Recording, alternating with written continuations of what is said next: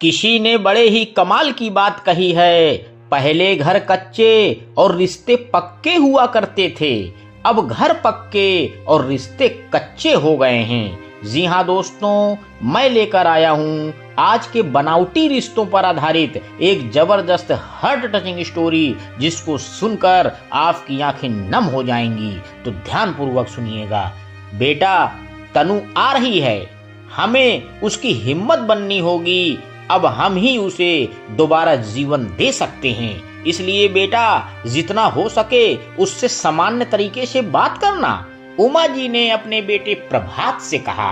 प्रभात, माँ आप बिल्कुल भी चिंता मत कीजिए, मैं अकेला ही अपनी बहन के लिए काफी हूँ।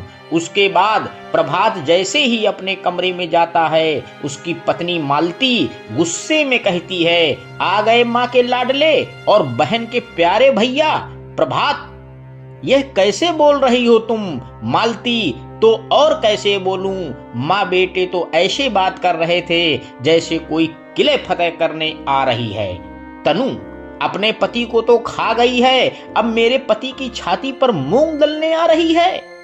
अरे वह तो अब चाहेगी ही यहाँ आना, क्योंकि उसका और उसके बेटे का गुजारा जो चलाना है।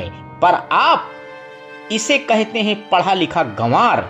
एक तो पहले से ही हमारे हर महीना खींचा तानी रहती है, ऊपर से मम्मी जी भी पूरे हमारे जिम्मे ही हैं। अब दो लोगों के और बढ़ जाने से कहीं सड़क पर ही ना आना पड़े। खुद के भी दो बच्चे हैं, उनका क्या होगा?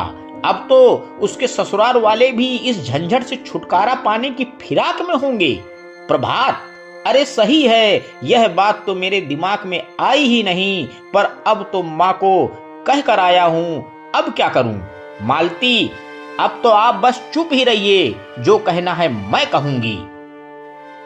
अगले दिन तनु आ जाती है। वह अपने माँ से लिपट कर खूब रोती है और फिर थोड़ी शांत होकर कहती है, माँ जब तक आयुष थे उनके मम्मी पापा भाई बहन सब कितने अपने से लगते थे, पर उनके जाते ही मैं उन पर बोझ बन गई।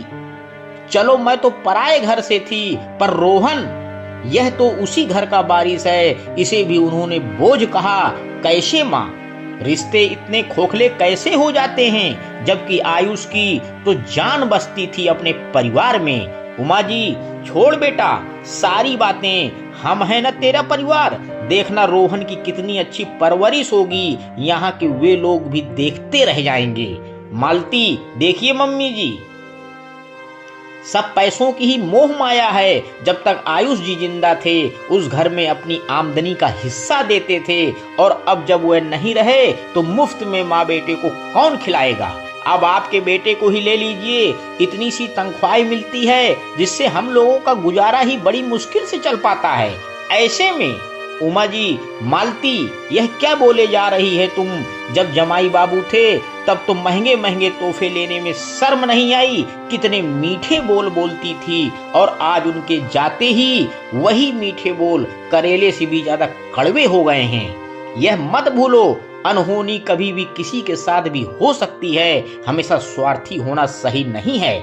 मालती, अगर आपकी कमाई का कोई जरिया होता तो आपको यह बातें शोभा देती, पर जब आप खुद ही किसी पर आश्रित हैं तो इतना तेवर बेकार है। उमा जी प्रभात से, यह यहाँ इतना कुछ कह रही है और तू चुपचाप मौन खड़ा रहा है। प्रभात, माँ क्या करूं, जब आयुष के घर वालों ने एक पल के लिए भी कुछ नहीं सोचा, फिर मैं तो उनसे गरीब ही हूँ। मेरी आर्थिक स्थिति ने मेरा हाथ बांध रखा है। माँ, इससे पहले उमा जी और कुछ कहती, तनु बोल पड़ती है, बस कीजिए आप लोग, इसी युद्ध से बचने के लिए मैं वहां से यहाँ आई, पर यहाँ आकर भी वही सब देखना पड़ेगा, यह मालूम नहीं था। भाभी, आपने मेरी पूरी बात सुनी ही नहीं। मैं यहाँ हमेशा के लिए रहने नहीं आई, बस कुछ दिन आप लोगों के साथ बिताऊंगी, यही सोचकर आई थी। रोहन भी अपने पापा को बड़ा याद कर रहा था, तो सोचा यहाँ चिंटू और विक्की के साथ पाकर वह अपने पापा से ध्यान हटा पाएगा। रही बात मेरे गुजारे की, वह आयुष सब करके गए हैं, शायद उन्हें आजकल के खोखले रिश्तों का इल्म हो गया था। उनकी एक फ्लैट जिसमें अब हम माँ बेटे रहेंगे और अपनी बिजनेस की जिम्मेदारी वह मुझ पर ही छोड़ कर गए हैं। मुझे नहीं लगता इससे ज्यादा अब हमें जीने के लिए कुछ और चाहिए। पता है भाभी, भैया की आर्थिक स्थिति को देखते हुए उन्होंने भैया के लिए भी कुछ छोड़ा है। यह सुनकर मालती और प्रभात की आंखें फटी रह जाती हैं। उमा जी, जो भी छोड़ा है जमाई बाबू ने तनु, उसे अब तू अपने पास रख ले। इन लालची लोगों के कुछ भी देने की जरूरत नहीं है। तनु, नहीं माँ, आयुष हमेशा कहते थे हम खुद जैसे हैं, पूरी दुनिया हमारे लिए वैसी ही बन जाती है। भैया, आपको वह चंदनपुर वाली जमीन हमेशा से ही चाहिए थी ना। अपने ईंट के व्यापार के शुरू करने के लिए वह जमीन आयुष ने आपके लिए खरीदी थी। यह लीजिए उसके कागजात, और आयुष ने हम माँ बेटे के लिए जितना किया है वह काफी है हमारे लिए। फिर भैया के हक का क्यों मारूं? मैं तो गर्वित हूं कि मैं एक ऐसे पुरुष की पत्नी हूं जिसको अपने आसपास के खोखले रिश्तों का पता होते हुए भी खुद कभी अपने किसी भी रिश्ते को खोखला बनने नहीं दिया।